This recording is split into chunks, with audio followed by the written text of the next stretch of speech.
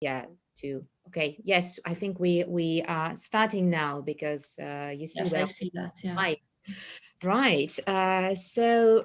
Hello everyone, and hello Francesca. Nice to see you with us today. And it's a special day because it's the launch of the Russian edition, Russian translation of the book, Experimental Fashion, Performance Art, Carnival, and the Grotesque Body, which was published in 2017. And today it's the launch of the Russian translation. And fantastic news, the hot copy has just arrived from the printers, and everyone who is watching us rush to our site because you will be able to get 20% New Year and Christmas discount. And I must say the book is worth the rush.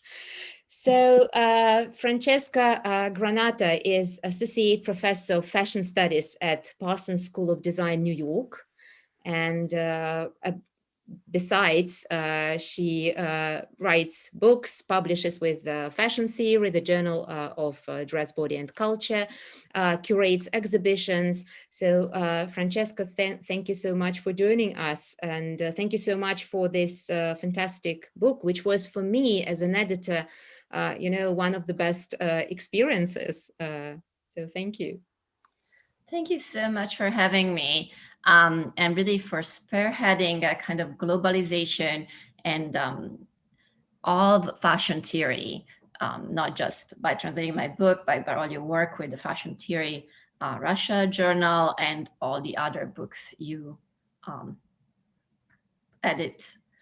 I wanted to give a quick presentation, or actually not so quick, a presentation of my book and the main themes of my book. And then I want to leave some time for questions and comments. So I'm going to go ahead and share my screen so I can show you some images of the work I discuss in the book.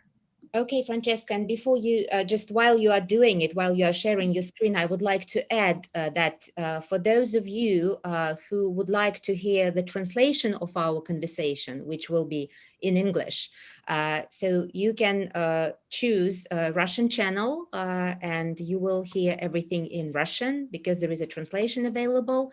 And also, I would like to say that there's going to be a contest. So if you are ready to ask questions after the presentation, so the best question, which will be selected by Francesca, the author of that best question, will be able to get a present for us, a copy of Experimental Fashion.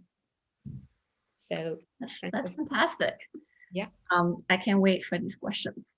But I wanted to start by pointing out that, and you can see the cover of my book, right? Yes, absolutely. The cover of the Russian translation. Edition, yeah. And it's a beautiful work. I looked up the designer. I was not familiar with her before. But I wanted to start by saying that my book is really, it came out of a Russian scholar work, and it was really influenced and informed by Mikhail Bakhtin's work, right? So writing in the 30s, the Russian scholar Mikhail Bakhtin talked about the grotesque. And it characterizes this grotesque as a phenomenon of reversal and unsettling ruptures of borders, in particular body borders. He described these grotesque bodies as an open, unfinished body, which is never sealed or fully contained, but it is always in the process of becoming and creating another body. In his book, Rabelais and His Word, Bakhtin theorizes this open-ended collective body of carnival as the grotesque body par excellence, in contrast to the sealed and individualized classical body. It claims that this struggle between the classical and the grotesque concepts of the body within the West can be observed in a number of different areas, starting from the canon of behavior, which Bakhtin sees as an attempt to close up and limit the body's confines, to the history of dance and fashion. In an endnote, he writes, that it would be interesting to trace the struggle, the grotesque and the classical concept of the body in the history of dress and fashion. And it is this unrealized Bakhtinian project that my book explores and takes on. So the book explores how this struggle between grotesque and classical was played out at the end of the previous century, from the 1980s up to the turn of the millennium. The 80s were the years which planted the seeds for the more forceful break with classical fashion imagery that took place in the 90s, a break whose ripples continue to make their effect felt in the new millennium. The book examines the reason behind a proliferation of bodies out of bounds in fashion starting in the 1980s. And it asks, why is it that during this period, the sealed and, in quotation mark, perfect body of high fashion is forcefully challenged by fashion practitioners?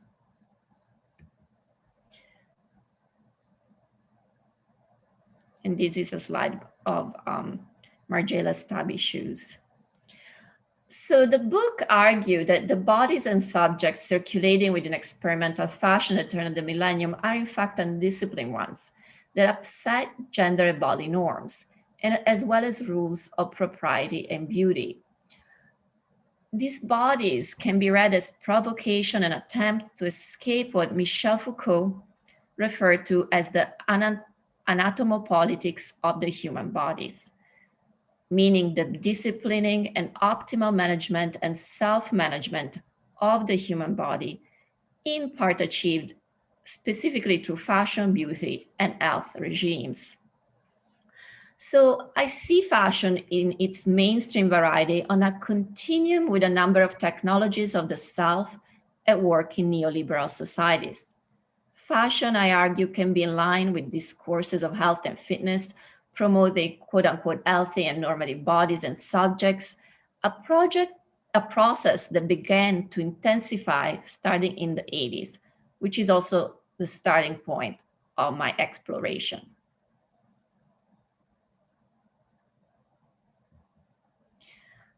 It is also in the 80s that we begin to witness, however, this proliferation of grotesque imagery and bodies out of bounds in fashion, something that I argue should be understood as a critique towards these normative discourses. This shift, which was particularly evident within experimental fashion, was in fact influenced by feminism's desire to open up and question gender and body norms, and particularly the normative bodies of fashion. It was also tied to the AIDS epidemic. Experimental fashion often mediated the fears of contagion and the obsessive moral policing of body borders that characterized the 80s, as well as part of the 90s, and cannot be read separately from the powerful discourses of contagion, bodies, and health surrounding the AIDS crisis. Starting in the 80s, a climate of fear and paranoia surrounded body borders, and in particular those of urban gay men within the US and much of Europe, which came to be identified early on with the disease.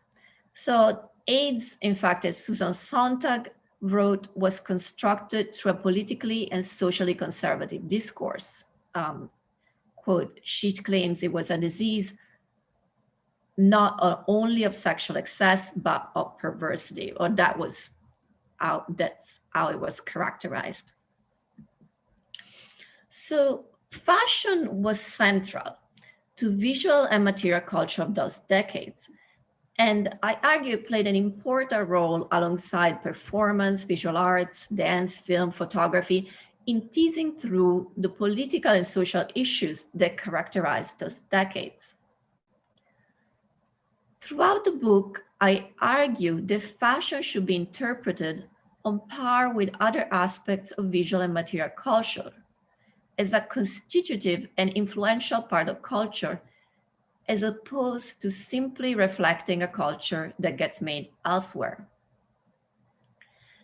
The designer discussed in this book are tackling feminist issues of how the pregnant body is represented in visual culture of the period, as well as challenging anxiety over bodily borders that characterize those years. So they're questioning norms and standards of beauty, as well as exploring changing ideals of masculinity at the beginning of the millennium. They often do so through collaboration with other practitioners whose work has been discussed in relation to these cultural shifts, as perhaps is most evident with Rei Kawakubo's of Comme des Garçons collaboration with Cindy Sherman. And here you see a couple of photographs Cindy Sherman made as an ad, to circulate as an ad with in which the mannequin in one and the model in the other is wearing, with Cindy Sherman herself, I believe, is wearing clothing from that season's Comme des Garçons collection. You can see clearly here how Sherman's visual language and Kawakubo's visual language meet to create a kind of grotesque body. So these designers, I argue, also move a critique to power and status dressing and its attendant neoliberal enterprising culture. The 80s was in fact the periods associated with development of neoliberalism, most visibly in the UK and the US, through Thatcherite and Reaganite economic policies that favored free markets, free trade, and small government. These, of course, as we all know, shifted responsibility from the state to the individual and private enterprise. Thus, it is no surprise that the fashion designers I discuss often mediated these political and social shifts in their work. And again, I think what I'm trying to do in my book is also to show how central fashion is to the culture, to its contemporary, and how it should be read in the context of work on visual and material culture at the turn of the millennium. Throughout the book, I examine what I call experimental fashion. So the kind of fashion that was circulating fairly widely as an image, primarily in independent style magazines through the 80s and 90s, remains elusive as a product, as it is usually produced in limited runs and deemed challenging. As the term suggests, it is the kind of fashion that experiments with silhouettes, construction, materials, and mode of presentation. At the border of fashion itself, the work I discuss often spills into the realm of performance art. This shares with fashion a deep relation to the body and gender, and constitutes an important cultural trope for exploring the grotesque body and body practice. And here you see a slide of one of the performance artists and designers discussed in the book, Lee Bowery, in downtown New York in the 80s, in one of his performances, wearing one of his costumes. So an important theme which surfaces while applying Bakhtin's theories to fashion design of this period is its relation to the maternal body, the pregnant body as a body of a model that's not sealed, right? It's not classical insofar that its borders are by definition not as contained as the classical body. So I examine as a result the work of Rei Kawakubo, Georgina Golli, and Lee Bowery, all of whom from the mid-1980s to the late 1990s presented a pregnant silhouette. They constructed garments suggesting the maternal body, a model, as I was saying, of a body in process, which sharply contrasted with the 20th century fashion silhouette, in general, and more specifically with the masculinized broad shoulder silhouette of the 80s fashion in particular. This silhouette, which for any of you who was alive in the 80s would remember, was epitomized by the so-called power suit, a garment that was deeply implicated with neoliberal ideas of the enterprising self and sartorial engineering promoted during the period through a range of media, including this dress manual that was widely circulated in the US at the time called John Molloy, Women Dressed for Success, and the films such as Working Girl, who I showed you in an earlier slide. So the motto was that through dressing as an executive, you would take your own, you would enter spaces of masculine power and have access to that power through the power suit. So returning to Comme des Garçons, I employed Bakhtin's theories of the grotesque, as I mentioned before, and Kristeva's notion of the subject in process, alongside medical anthropology and science studies, to examine how late 20th century experimental fashion problematizes this bodily demarcation between bodily boundaries and questions the integrity of the subject via reference to the pregnant body and birth processes. Gottlieb, Bowie, and Kawakubo reappropriated the relation between the grotesque, the feminine, and the maternal to create work which challenged the sealed and contained body characteristic of much 20th century fashion. This model, which conforms to Bakhtin's definition of the classical body, can be read not only in relation to a latent gynophobia, and gynophobia means not only a fear of the maternal, but a fear of the female body more general in dominant Western thought and representational tradition, but also in relation to neoliberal models of selfhood, which developed during the period.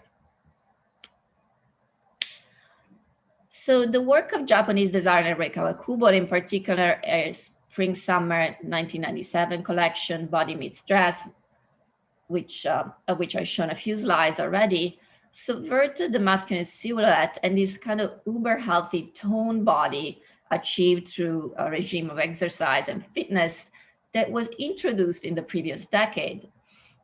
And it did so in part to the very means used to create such silhouettes. Kawakubo used padding, which had been used to build up the shoulder in the so-called power suit, to create instead oddly shaped bodies with protruding regions on the back, the hips, and the belly.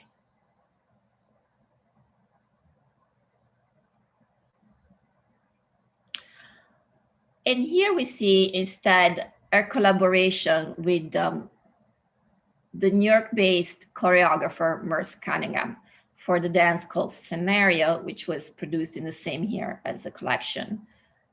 This dance allowed the designer, Kawakubo, to create even more extremely padded costume and to submit them to a much greater range of motions. The dancer's costume came with prominently enhanced protruding areas on both the front and the back of the torso, which literally brought to mind the sprouts and bulges of Bakhtin's grotesque body. The way Kawakubo's garments became activated by the dancer's body in motion allowed for the creation of novel and unexpected body formation, which at times do refer to the pregnant body. Yet this reference to maternity is more often enacted on the body of male dancers. This is underscored, for instance, by the poster for the dance Scenario, which is a close-up of Merce Cunningham himself wearing one of the costume protruding in the front, thus giving us the impression of pregnancy. Yet the dance also leads into uncharted formation and articulation of body. Our work allows, I would argue, for a remapping and reformulation of the body, which invokes the maternal as a model for a subject that is tolerant of alterity, in the deep awareness of his or her own difference. And here are some more slides of the dance scenario. And here I shift to talk about another figure which is central to my book and to experimental fashion performance of the period, primarily in the UK and to a lesser extent in the US, in New York. So the Australian-born and British fashion designer, club figure, and performance artist Lee Bowie was this in-between figure whose work could not be easily assimilated in fashion or art during his lifetime. Bowie constituted a modern-day incarnation of the carnival spirit, whose practice questions strict division between art and life.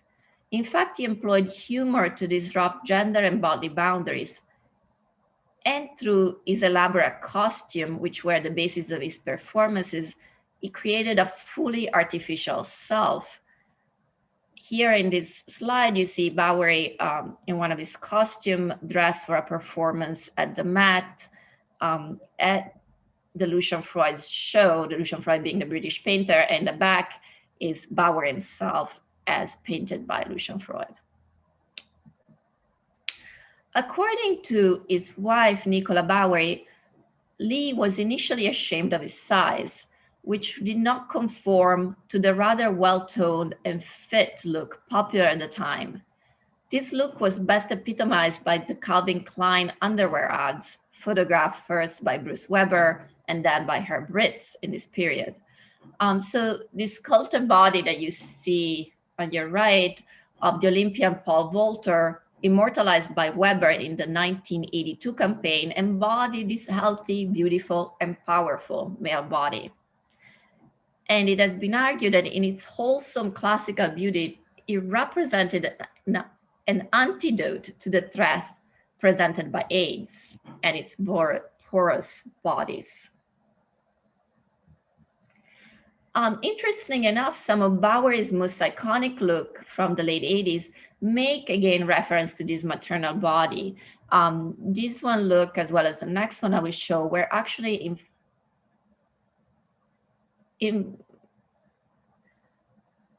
influenced and inspired by the Transformer robots, these Japanese toys of the period. And while they make reference to pregnancy, they also go, I think, beyond the human in some significant way, especially as they obscure the face.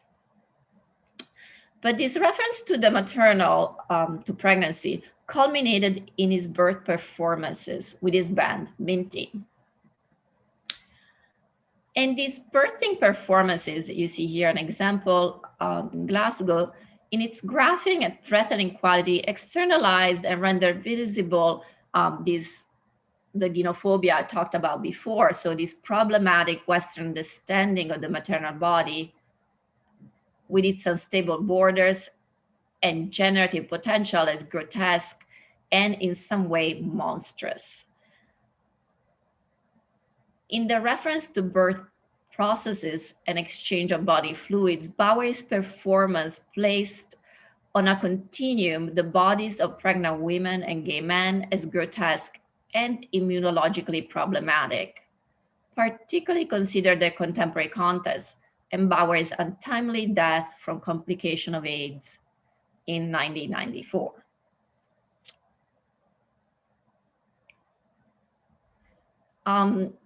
And here I shift gear again. I will talk about another designer, which I discussed at length in my book, Martin Margiela, and deconstruction fashion. So in the book, I also recuperate the carnivalesque elements and grotesque elements of deconstruction fashion and read it in relation to humor. I do so with a particular focus, as I was saying before, on the work of Martin Margiela, as the term, at least in the US, was coined to describe his work. And these are some magazine spread from Details magazine, an independent designer, an independent magazine of the period, with text and images by the photographer Bill Cunningham. So I argue that a close analysis of individual pieces and specific presentation by Martin Margiela unveils grotesque and carnivalesque strategies of alteration of scale, garments inversion, and play with functionality, as well as display and inversion of linear temporalities. As is the case with Kawakubo, Gottlieb and Bowie, Margiela, in a number of his collections and presentations, explores a grotesque, non-normative body, which stands in contrast to the classical body of fashion in general, while rejecting 1980s aesthetic language through the use of recycling, the ready-made and seemingly unfinished and torn garments. So if we think of the 1980s high fashion, especially European high fashion, Paris high fashion, where Margiela's work circulated, it was really defined by a different kind of aesthetic of gilded palette, expensive looking material like velvets and patterns. It really did not veer towards the recycling, except perhaps a Japanese designer, one of them being Kawakubo, of course.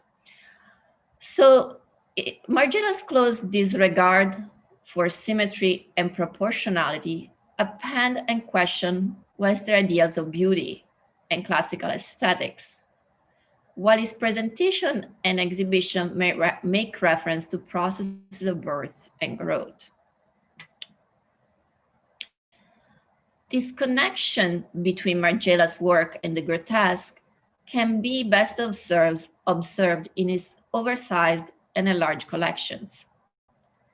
These collections make reference to the gigantic and the miniature by scaling garments to non-existing sizes and enlarging Barbie and Ken doll close to human size.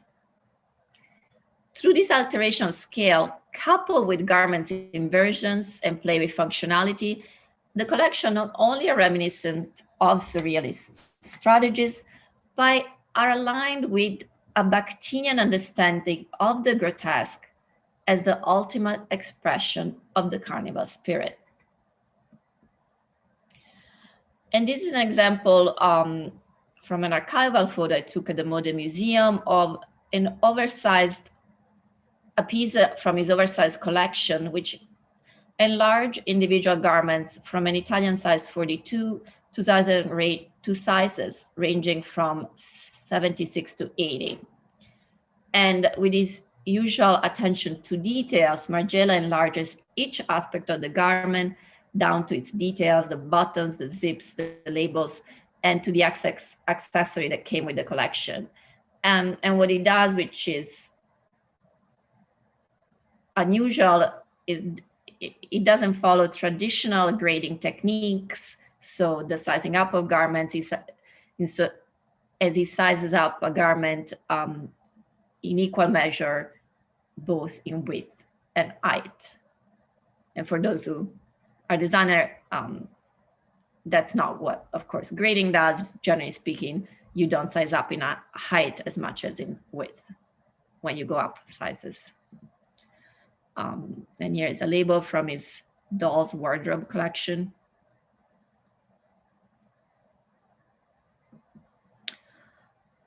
And this customized 1930s dressmaker form, should be on your left, served as an inspiration for Margiela's first enlarged collection. This altered form, as well as Margiela's altered clothes, question, I would argue, the normative body of fashion, insofar that from the perspective of dress history, sizing is itself a normative strategy.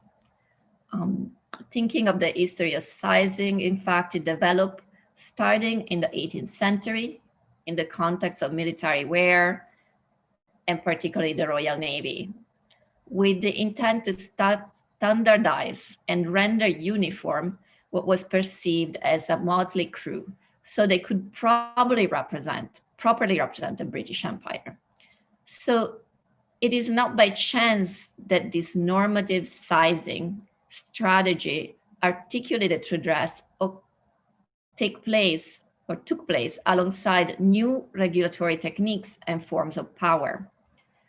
As Foucault explained, it is through the 18th century that new forms of power, which remain at work today, took hold.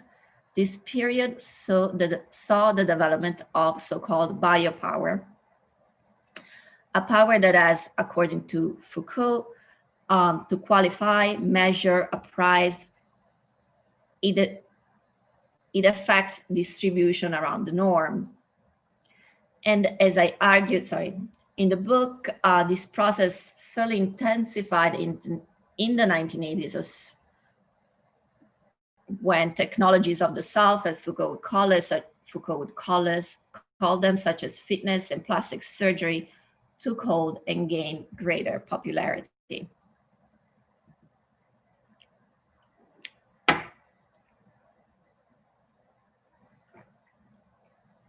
And in this particular collection, many of the knits, as you can probably tell from the photographs, are very stiff, as they've undergone a molding process.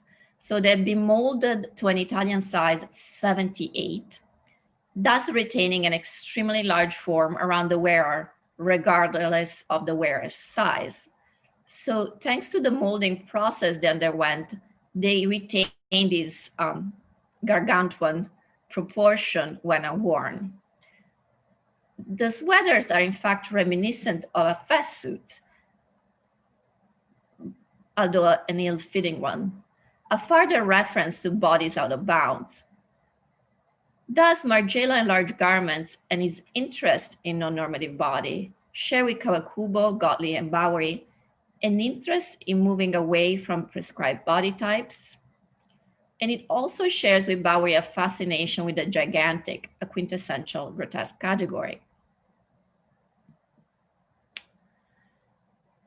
And to conclude, I would say that the designers and artists whose work I discussed in my book interjected and mediated the cultural politics that surrounded them in an attempt to shift or at least critique the grounds of acceptable norms in fashion.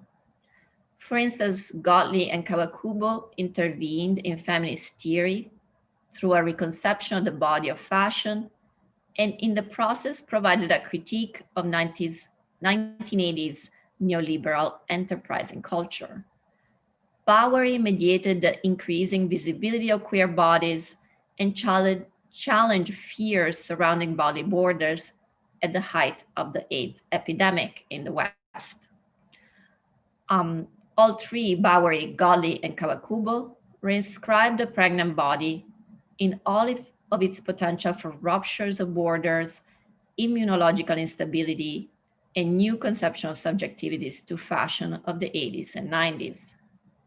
And Margiela, throughout the period I discussed, moved a critique to the normative body of fashion through its play with sizing, its garments' disregard for symmetry and proportionality. He appended and questioned Western ideas of beauty and classic aesthetic. And I want to further point out that although I don't talk about designer, I don't go much beyond the beginning of the new millennium in my book. There has been a number of designers that continue to explore the grotesque as an aesthetic language, fashion designer. And I want to point out some very interesting designer, such as Iris van Herpen, that has continued this exploration of body boundaries and the grotesque, and perhaps also introduce the idea of the posthuman, and people like Rick Owens or Hood by Hair that have also taken up this grotesque language and pushed it farther into the contemporary period. That said, I am going to stop sharing the screen and Okay, Francesca, thank you so much for the presentation. Of course, the book is much, more. It gives us more examples and, of course, wider context. So it's necessary to read a book to understand this big phenomena. And I'd like to ask you a few questions, if you don't mind. You start your book with a quote from Bakhtin. So the quote is, "It's interesting to trace the struggle of the grotesque and classical concept in the history of dress and fashion." So something, yes, Bakhtin asked in 1930s, seeing potential there, something you saw as a potential. And I wonder if the 80s was actually the first time fashion has tried to, to challenge that classical concept, or while you were doing your research, why the 80s? Maybe there was something earlier, or not really? Yeah, no, of course, you could see, yeah, and it's interesting how Bakhtin left it in a footnote, right? It was just like, oh, I don't have time for this, but somebody else should do it. And somebody could have started a lot earlier if we think about the work of S.S. Schiaparelli and our collaboration with Dali. Of course, surrealism had grotesque elements, or the Ballet Russe, or Marchesa Casati. And I'm looking here primarily at European fashion, which was really the focus of my book. However, I think what struck me about the 80s is that this process of creation of grotesque imagery intensified. And so looking also at the work of Michel Foucault, I started looking at it as presenting a specific critique to these technologies of the self that Foucault talks about, that although had been in place much earlier than the 1980s, intensified in a certain way in the 80s, right? Where we have the body con look, we have the proliferation, plastic surgery becomes accessible, as well as in terms of its cost, at least among certain people, and the fitness culture, which I started in the 70s, really booms. So I think that's one of the reasons why I started the work when I did, but there is certainly the case could be made that somebody should look at it earlier or in other cultural contexts that are not European. Thank you. It's actually, yes, well, especially dear to to Russian readers' heart, that it was the Bakhtin concept which inspired and informed your research so much. Right. That you somehow became involved in the dialogue, which kind of started in 30s, and you just, started your research later. Right. The questions, yes, Bakhtin positioned. Right. And unfortunately, as an English reader, I mean, for English reader, Bakhtin wasn't really available much later. So his work really became influential in the 80s or late 70s. Yeah. And very much influential in the field of fashion. So, yeah. There is a question from our colleague Ksenia Gusarova. So first of all, she thanks you for the wonderful talk. And the question is, could you please say something about the apparent discrepancy between the inclusive approach of these practitioners challenging the dominant body ideals and their allied intellectual status? Yes. So their cultural context is slightly different, right? Each one occupies a slightly different place. I would say that Margiela and Kawakubo perhaps are closer in the way they operate in the fashion industry. And so they're experimental designers, so far they're niche. They're not, especially then, of course, now Margiela has been sold, it's a completely different business. They didn't circulate as much as products, but they did circulate it widely as images, whereas Bowie was a much, his clothes barely circulated. He did produce clothes to be sold initially, and they were sold at Barney's and other places, but it didn't quite even it didn't really become a business in any significant way for him. It was more of a performer. And I just think it's important to see their cultural influence, even though many people didn't not have access to the clothes in terms of the fact that they were too expensive. They simply didn't have access because they didn't live in a geographical area where you could buy those clothes, or, and the internet wasn't a thing. So you couldn't order them online. But I think what's important to notice is that these images circulated, and it circulated not as widely as images do now because of the internet, but it circulated, through indie magazine of the period and beyond. And so I think they did have an effect in fashion. They continue to have an effect to the present. Those are very influential collections and design, even though as actual product, they were out of reach of the majority of people, either because of costs, geographical location, or because most people wouldn't dare wearing this clothing. Yeah. Thank you.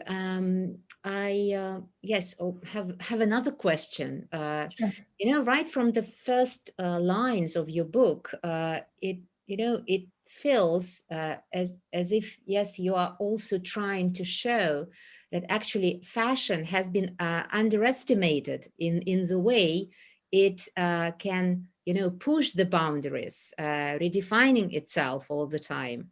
And Right. you keep on saying this, repeating this all the time. Why is this rhetoric? Right. I mean, oftentimes when people write about, well, certainly not in the context of the field of fashion studies, but there's still a level of resistance among scholars to seeing fashion as something that's making culture, right? It's not just reflecting whatever culture is going on. It's making cultures, making the bodies, negotiating new body ideals. And in the case of experimental fashion, responding to them and perhaps presenting a critique, right? Also going to the earlier question, those are critiques of fashion that's circulating more widely. So I think it's important to see them as valid and as important in creating culture and intervening in the politics of the time as other aspects of culture are more widely accepted. And I think that's why I start out by showing that images of Cindy Sherman and photographs for Comme des Garçons, because at least when I started writing this book, Cindy Sherman importance to feminism and the use of grotesque trope had been written quite extensively, whereas the Kawakubo's importance to feminism and not being quite unpacked, and that shows that we see a fine art photographer as occupying a more important space in culture than a designer.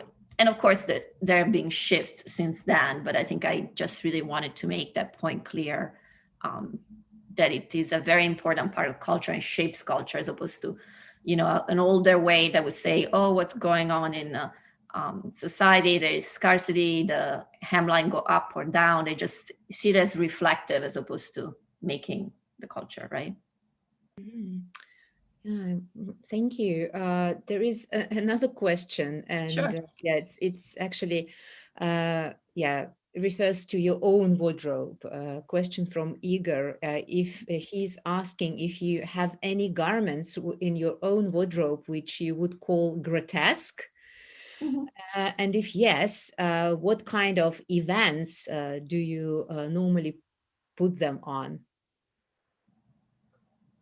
That's quite interesting. I feel like I actually have this incredibly boring wardrobe. And I think specific as I write about these things, I don't see it as something I own. If I were if I were to own it, it would be as a collectible item as opposed to something I wear. But I know people who wear at least the Com and the Margiela's work, and they do in a very, they seem to do it, and those, at this point, his work is unavailable, right, for consumption so far that it is a collectible item. But if you think about work by Rick Owens and earlier Hood by Air, they were perhaps a little bit more accessible. It is something that is worn, and it does circulate more perhaps in a, again, urban setting and within a certain art and fashion sphere, as opposed to a wider society. Yeah. Right.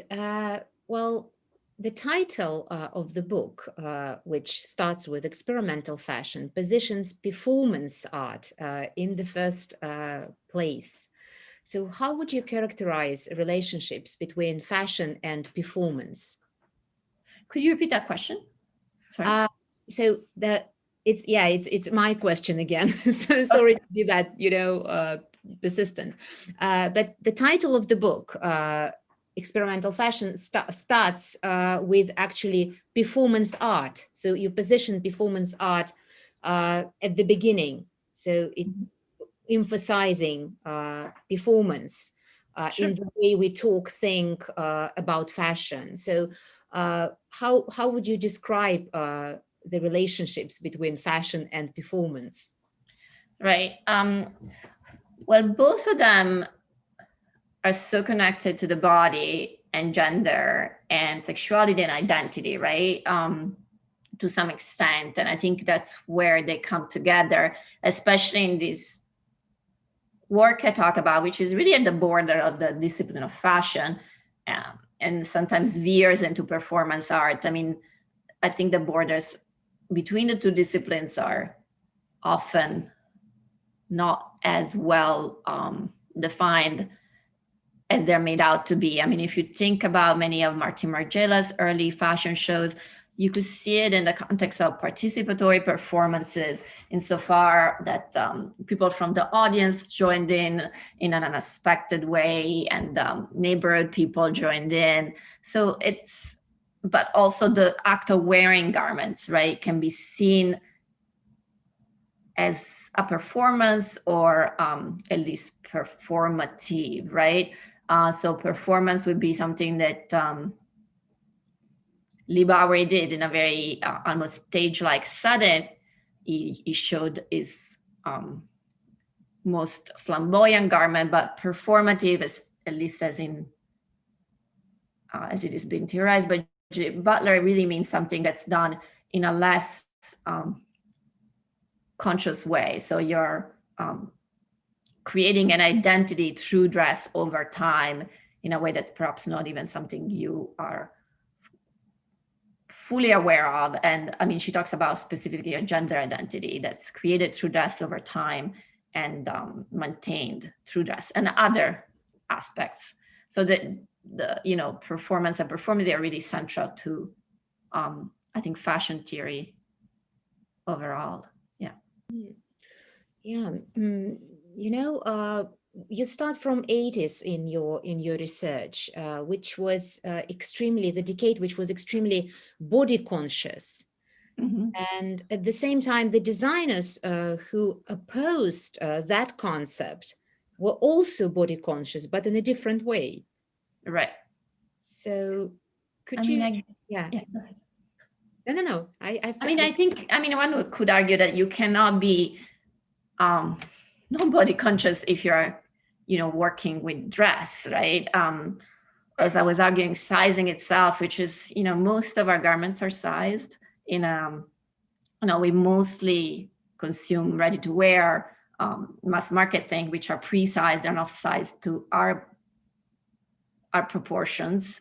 And so there is just such a close relation between the clothes and the body, and there is also a close relation with standardization and dress, even if you don't go to the most revealing garments that can only technically be worn by somebody who is super fit or in the 80s, you know, that we had this bodycon look that was basically, it's also at a time when certain stretch fabric, I mean, they were introduced in the 70s, but they were also improved upon in the 80s. So you can do this super body conscious look using Lycra, for instance. So things are very tight fitting. The technology is there. And so this super tight fitting clothing implies a body that conforms to certain fitness standards. I mean, we see it these days, I mean, with a lot of athlete leisure, in which you see all this work that it's, I think they call it compressing, right? There's the technologies of stretch garment and compressing has gotten to such a high degree, or like things like Spanx. I'm not sure if you have it in Russian. They're just compression underwear. So I think this desire to conform with the body to certain standards through dress has only intensified since then. And somebody asked about the inclusive movement that's going on in fashion. And I think that's one, again, critique of normative discourses. But I think the fact that so much compression at leisure is sold, and so much of these undergarments that are supposed to shape your body in a certain way are being sold, seems to point in the other direction, right? I mean, on Kim Kardashian even has their own line of compressive undergarments. I don't remember exactly what it was called. I always see the ads down the street. Yeah. Yeah, I think we also saw them, not maybe advertised, but saw some information about that super compressed underwear. Well, today, when we have so many examples of oversized fashion, can we talk about the triumph of the grotesque body, or you think it's something else? Oh, in the contemporary, whether it triumphed in some way. Around, yeah.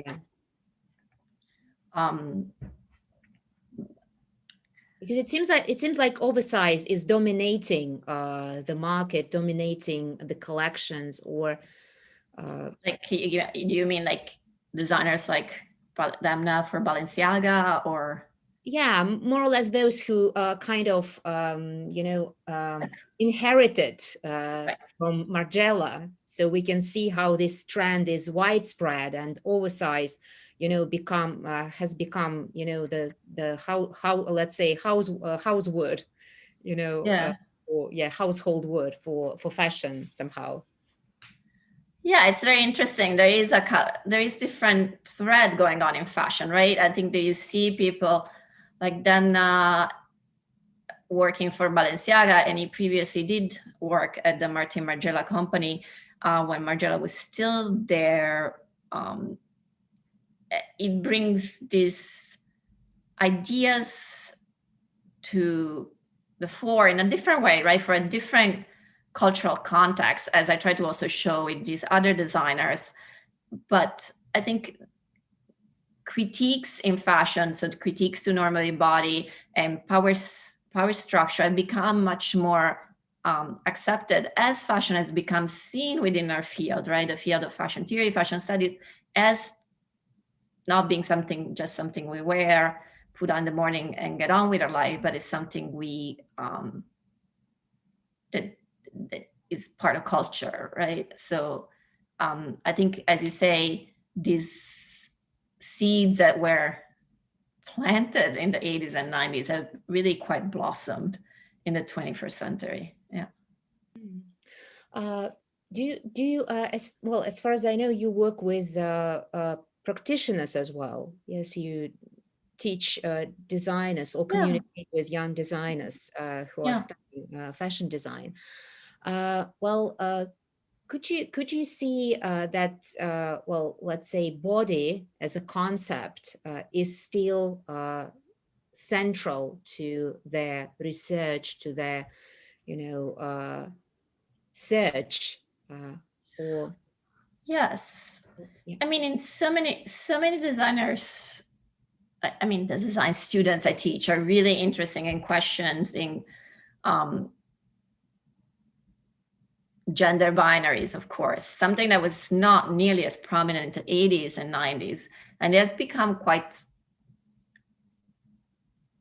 common among design language now, especially among the younger generation, the students I teach. But they also looked at ideas of questioning ideas of who, I mean, another aspect of the classical body in the West is also it was a very white body, right? Almost always a white body. And so they also question that aspect of the classical body.